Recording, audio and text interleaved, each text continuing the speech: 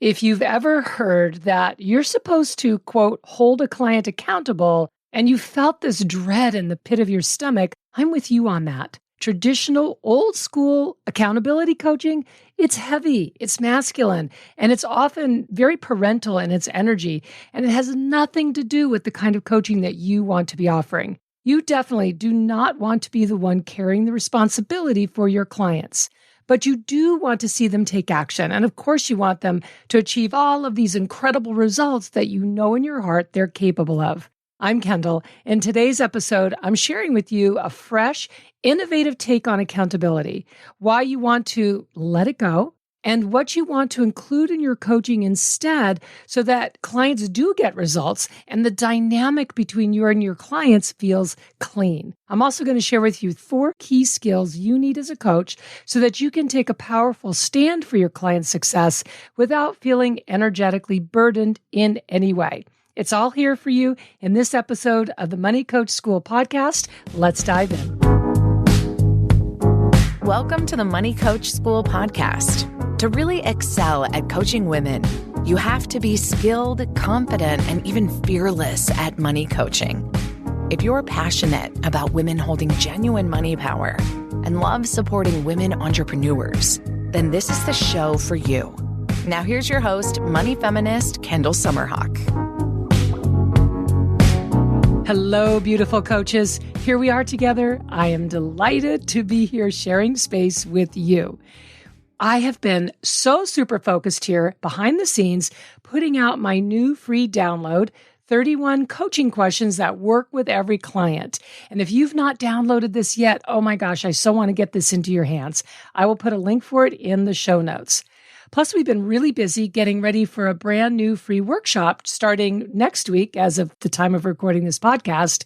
And it's titled Coach Edge, the 1% shift that opens the door to you coaching women entrepreneurs. If you're in my community, you're already included in the workshop and you already have received the workshop access information.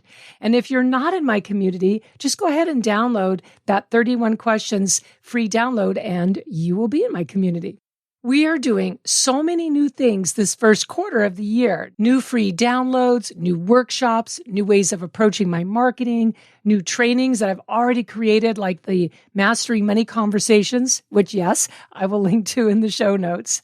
Now, all of these new fun ways to bring the very best coach training to you, whether it's for free or it's in one of my coach training certifications. And everything I create is in service to my vision of giving women like you genuine money power. When I look at all of the projects that we've already completed in just the first 7 weeks of the new year, what I'm struck by is how it's not accountability that created these, it's intention. And that's the inspiration behind what we're talking about in today's episode.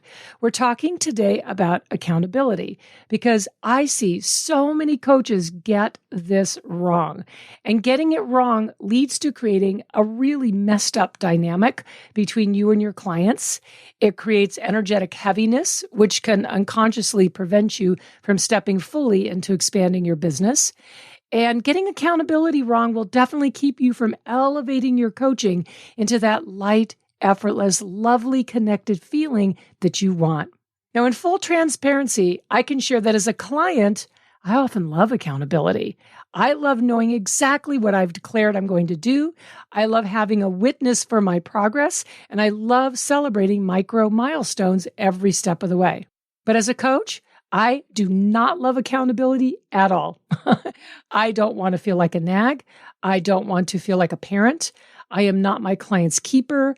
I don't want to set up a dynamic where my client feels that they need to check in with me. And I don't want my clients to feel like they have to be accountable to me.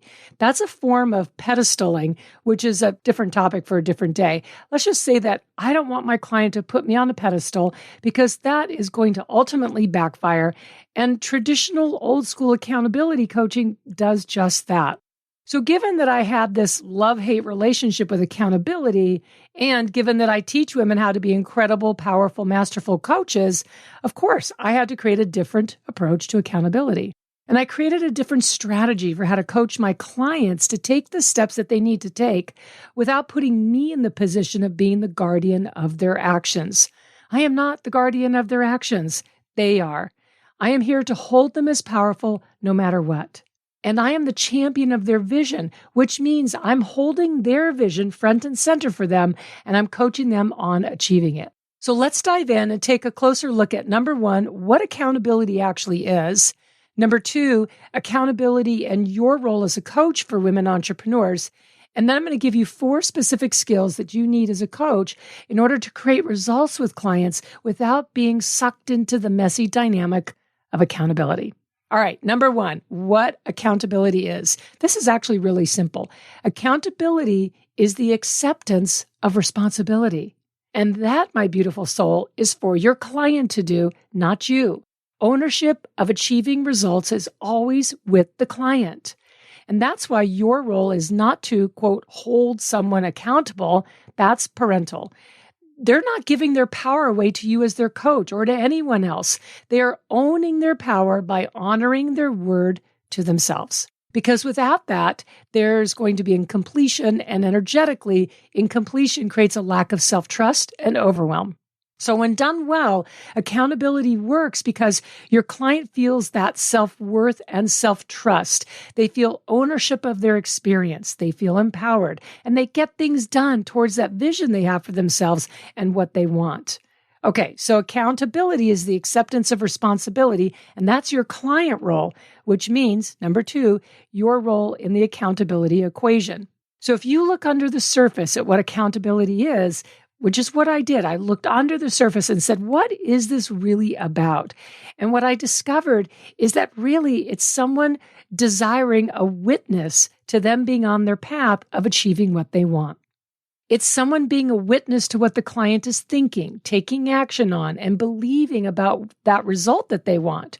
You are their witness. You are the one who holds their vision clearly for them because they will forget it or they will start to think that they can't achieve it. Specifically, you are a witness for what they choose to do. You are a witness for what they are thinking, in other words, their beliefs. You are a witness for where they are getting pulled off course. You are a witness for where they may be doubting themselves or losing faith. You are a witness for how far they've come.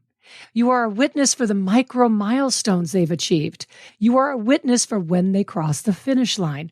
And as a witness, your client stays focused. They don't quit on themselves, and they celebrate all of those micro victories along their path towards achieving their goal.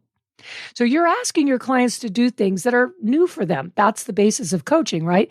And that takes time and consistency. And it's so easy for a client to slip out of doing it, especially when it feels hard or it feels difficult or maybe even a little boring, right? It's easy for a client who is right in the middle of their path towards a result to have their stuff come up and to forget how incredible and capable they are.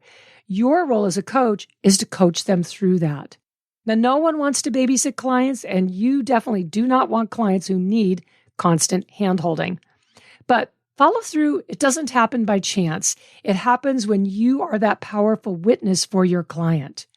Your role is not to believe their doubts, not to believe that they should quit on themselves, not to believe the narratives that are inevitably going to come up for them.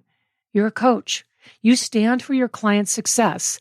And I go back to my core paradigm that is the foundation of all the work that I do, and it's that you are there to hold them as powerful no matter what.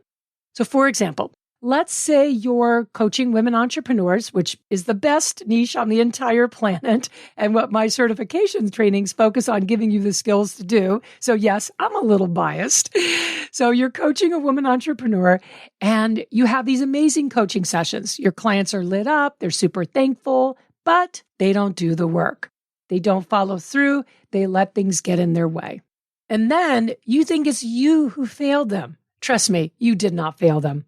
What most likely happened is that you missed having an effective, simple way to create that accountability without feeling like a nag, without feeling like a parent, without feeling like you're, quote, checking up on someone, and without the energy between you and your client getting weird. So let's go into 3 basic skills you need as a coach in order to be a powerful witness for a client achieving their goals. Skill number 1, holding vision. This includes seeing what's possible for your client beyond what they see for themselves.